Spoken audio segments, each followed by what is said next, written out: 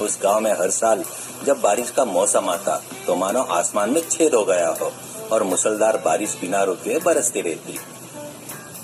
उस बारिश की मार से गांव के गरीब लोगों के घरों में घुटनों तक पानी भर जाता या फिर पुराने खपरेल घरों की छत से पानी टपक टपक कर पूरा घर तालाब बन जाता और वे लोग नरक जैसी जिंदगी देखने को मजबूर हो जाते। ऐसे उस गांव में आशुतोष नाम का एक भ्रष्टाचार एमएलए रहता। जनता के पैसे को अपने निजी फायदे के लिए और ऐशो आराम के लिए इस्तेमाल करना उसकी आदत बन चुकी थी। चुनाव के पहले जनता से झूठे मोटे वादे करना, वोट के लिए शराब, बिरयानी, पैसे अंधाधुंध बांटना उसकी फितरत थी। उसके ठीक बगल में जिगर नाम का उसका चमचा रहता। जिगर को आशुतोष का यह भ्रष्टाचार बिल्कुल पसंद नहीं था, इसलिए वह हमेशा आशुतोष पर व्यंग कसते हुए डायलॉग मारते रहता। लेकिन कम अक्ल आशुतोष को उसका यह व्यंग समझ में नहीं आता और वह यह सोचकर खुश हो जाता कि जिगर शायद उसकी तारीफ कर रहा है। उसी गांव में आशुतोष को नापसंद करने वाला अमर नाम का एक पढ़ा लिखा समझदार युवक भी रहता है। जनता के लिए कुछ करने की तड़प रखने वाला अमर आशुतोष के भ्रष्टाचार के खिलाफ हमेशा आवाज उठाता। एक दिन सुबह चुनाव के लिए आशुतोष अपने चमचों के साथ गरीब लोगों की बस्ती में आया। वो कार से उतरा, स्टेज पर चढ़ा, हाथ जोड़ा और माइक पकड़कर बोलना शुरू किया। मेरे प्रिय वोटरों, इस बारिश के मौसम में जब आपके घरों की छत से पानी टपकता है तो मेरी आंखों से भी आंसू बहने लगते हैं, मेरा दिल बैठ जाता है। इस बार के चुनाव में अगर आप लोग मुझे फिर से भारी बहुमत से जिताते हो तो मैं आप सभी को 1 भी रुपया खर्चा किए पक्के मकान बनवा कर दूंगा। मैं आपसे वादा करता हूँ कि आपको इस बारिश की परेशानी से पूरी तरह मुक्ति दिला दूंगा। जनता ने उसकी बात को सच मान लिया और जोर जोर से तालियां बजाने लगी। वही बगल में खड़े जिगर ने धीरे से मुस्कुराते हुए आशुतोष की तरफ देखा। आशुतोष सर, आपकी बातें सुनकर तो मेरी आंखों में आंसू आ रहे हैं सर। पिछले 5 सालों में आपने एक भी घर नहीं बनवाया, इसलिए इस बार आपको उन घरों के बारे में बात करने का ये शानदार मौका मिला है सर। जनता के पैसों को अपने घर के तिजोरी में बंद रखने में जो आपकी लगन है, वो लगन जनता के घर बनाने में ना होना आपकी इसी महानता का प्रतीक है सर। देखा जिगर, तुमने मेरी जन सेवा के बारे में कितना अच्छा अद्भुत कहा है, लेकिन लगन कैसी है यह बात लोगों को अब तो समझ में आनी ही चाहिए। मेरे जैसे लीडर मिलना इस गांव के लिए किस्मत है। ठीक उसी समय अमर कुछ और युवकों के साथ वहाँ पहुंचा। वह स्टेज के सामने खड़ा हो गया और आशुतोष से तीखे सवाल करने लगा। आशुतोष जी, 5 साल पहले भी आपने यही बात की थी। आज तक एक गरीब को घर नहीं मिला, लेकिन आपका घर जरूर 4 मंजिला बन गया। भाइयों और बहनों, इनकी इन झूठी बातों पर भरोसा मत कीजिए। इस बार के चुनाव में मुझ जैसे पढ़े लिखे इंसान को जिताइए। मैं आपके टैक्स के पैसे को सिर्फ आपके लिए ही इस्तेमाल करूंगा। सड़कें और मकान पक्के बनवाऊंगा। जनता ने अमर की बातें तो सुनी, लेकिन उन्हें अमर की अच्छी बातों से ज्यादा आशुतोष की तरफ से मिलने वाली मुफ्त चीजें ज्यादा आकर्षित कर रही थी। आशुतोष ने बस्ती में सबको बिरयानी के पैकेट, शराब के क्वार्टर हर वोट के बदले में 1-1 हजार रुपए बांट दिए। नतीजा ये निकला, चुनाव में आशुतोष फिर से जीत गया। जनता ने अमर को बुरी तरह हरा दिया। अमर को बहुत दुख हुआ, लेकिन उसने यह ठान लिया कि वह जनता के लिए काम करना बंद नहीं करेगा। कुछ महीने बीत गए, फिर से बारिश का मौसम आ गया। उस साल जैसे पहले कभी नहीं हुआ था, वैसे लगातार 30 दिन तक बिना रुके बारिश होती रही। गरीब लोगों की झोपड़ियां और खपरेल के मकान पानी में डूब गए। रसोई घरों में पानी भर जाने के कारण लोगों के पास खाने के लिए अनाज नहीं बचा, सोने के लिए जगह नहीं रही। वे सब मिलकर गुस्से में आशुतोष के घर आए और कॉलिंग बेल बजाई। आशुतोष ऊपर की मंजिल से धीरे से नीचे उतर कर आया।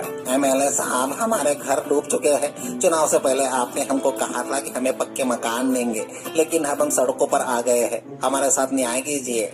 अरे तुम्हारे घर में पानी भर गया तो इसमें मेरा क्या लेना देना? जाओ जाकर इंद्रदेव से पूछो। और वैसे भी मैंने पक्के मकान बनवाने को कहा था, लेकिन इस बारिश के मौसम में बनवा कर दूंगा, ऐसा कोई तारीख तो नहीं बताई थी ना। अगले चुनाव से पहले कभी न कभी बनवा दूंगा। अब मेरी नींद मत खराब करो और जाओ यहाँ से।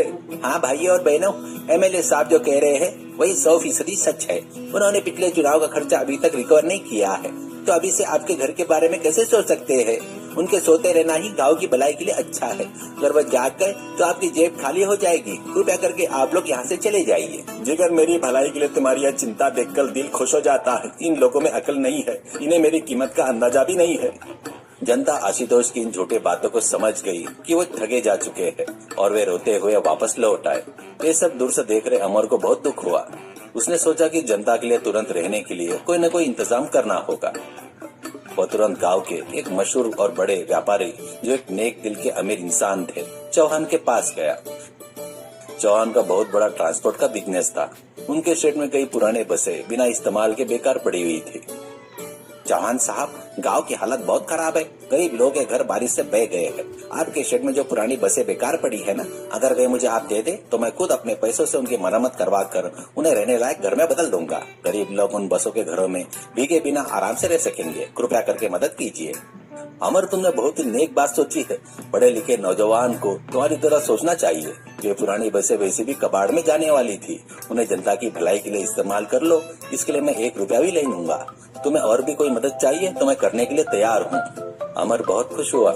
उसने अपनी खुद की जमा पूंजी का इस्तेमाल किया, कुछ मैकेनिक और बड़े कारपेंटरों को बुलाया और उन पुरानी बसों को खूबसूरत घरों में बदल दिया। बस की छत पर पानी न टपके इसके लिए वाटरप्रूफ कोटिंग करवाई। इस तरह उसने उन बसों को बारिश में भीग रहे गरीबों को मुफ्त में रहने के लिए सौंप दिया। लोग उन जब बस घरों के अंदर गए तो वो हैरान रह गए। बाहर चाहे कितनी भी तेज बारिश क्यों नहीं हो रही हो, बस के अंदर एक बूंद पानी भी नहीं टपक रहा था। वे सब सुरक्षित और गर्माहट के साथ बस घर में रहने लगे। अमर के इस महान कार्य के लिए पूरे गांव ने उस पर प्रशंसा की बौछार कर दी। जनता की आंखों में खुशी देखकर अमर को भी बहुत संतुष्टि मिली। फिर से 5 साल बीत गए। दोबारा चुनाव का समय आ गया। आशुतोष हमेशा की तरह बड़ी बड़ी गाड़ियों में फिर से उसी बस्ती में चुनाव प्रचार के लिए आ गया। वह स्टेज पर चढ़ा और फिर से अपने पुराने डायलॉग दोहराने लगा। मेरे प्यारे वोटरों, इस बार अगर मुझे जिताओगे तो मैं तुम्हारे लिए सोने के महल जैसे घर बनाऊंगा। ये लो बिरयानी के पैकेट और पैसे रखो और वोट मुझे ही देना। लेकिन इस बार जनता बदल चुकी थी। उन्होंने आशुतोष के दिए हुए बिरयानी के पैकेट और पैसों को उसके मुंह पर दे मारा। वे जोर जोर से चिल्लाते हुए आशुतोष को धिक्कारने लगे। आशुतोष, तुम्हारे अब झूठ बहुत हो चुके हैं। पिछले चुनाव में तुमने हमारे घर न बनवा कर हमें सड़क पर लाकर खड़ा कर दिया। तब अमर बाबू ने अपने खुद के पैसों से हमें बस घर देकर हमारी जान बचाई। तुम एक भ्रष्टाचार मगरमच्छ हो, यहाँ से दफा हो जाओ। हमारा वोट इस बार सिर्फ और सिर्फ अमर बाबू को ही जाएगा। आशुतोष जी साहब, देखा आपने, लोग आपसे कितना प्यार जता रहे हैं। आपकी बिरयानी से ज्यादा उन्हें अमर के दिए हुए बस घर पसंद आ गए सर। आपके पापों का घड़ा भर चुका है सर। अब हमारे यहाँ से भागना ही बेहतर है, वरना लोग हमें इस बस के नीचे डालकर कुचल देंगे। ये क्या कर रहे हो जिगर? ये लोग मुझे धिक्कार रहे हैं। मेरी पावर कहाँ चली गई? चलो यहाँ से तुरंत भाग चलते हैं। आशुतोष डर के मारे अपनी गाड़ी लेकर वहाँ से रफू चक्कर हो गया। चुनाव के नतीजे आए। पूरी जनता ने एकमत होकर अमर को भारी बहुमत से एमएलए चुना। भ्रष्ट आशुतोष की करारी हार हुई। अमर के एमएलए बनने के बाद उसने चौहान की मदद से सरकारी फंड का सही इस्तेमाल किया। गांव के सभी गरीब लोगों के लिए स्थायी पक्के मकान का निर्माण किया। वह गांव बारिश की उस भीषण समस्या से हमेशा के लिए मुक्त हो गया और सभी लोग खुशी खुशी अपना जीवन बिताने लगे। सीख: भ्रष्टाचार और झूठे वादे से जनता को ज्यादा दिनों तक बेवकूफ नहीं बनाया जा सकता। ईमानदारी से की गई सेवा और